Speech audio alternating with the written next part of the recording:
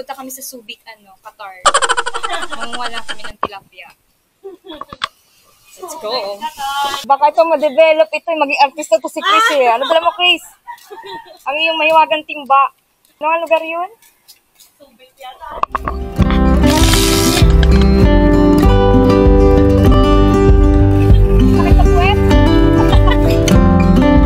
Dito ako ngayon sa Ilocos Sur upang may share kung ano yung mga experience na magaganap sa akin sa pang-araw-araw. Ngayong araw ay naisipan namin mangisda at pupunta kami sa isang maliit na palaisdaan para naman mamayang gabi meron na kaming pang-ulam. Ay, Jess! Vlogger yan!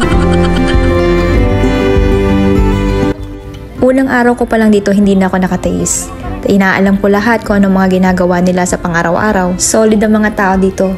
Bukod sa friendly na, kahit nag-Japanese sila, hindi kayo magkaintindihan, pinipilit pa rin nila mag-Tagalog para sa akin. Para makita ko at maintindihan ko kung anong lugar ang dapat kong puntahan.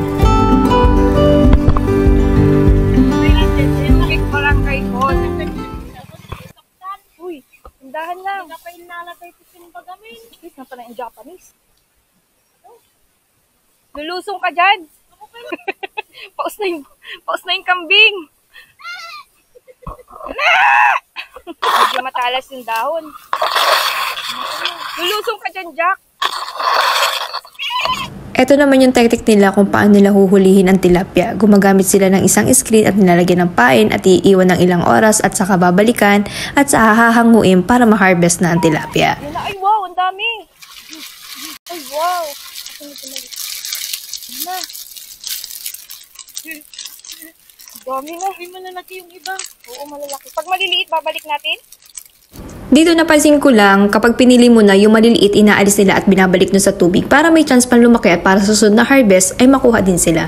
Mainit dito sa Ilocos, bibihirang ulan, pero kung makikita mo ang mga isda, malalaki at malulusog.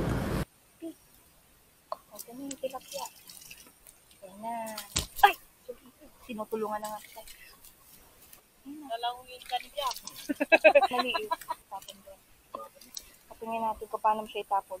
Why in the hell? Kung naulog.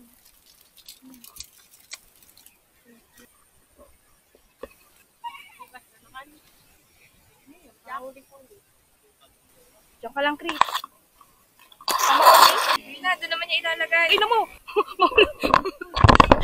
Mahulog. Chris, nandiyan ka pa? Chris, isa na sila. Hello, hello.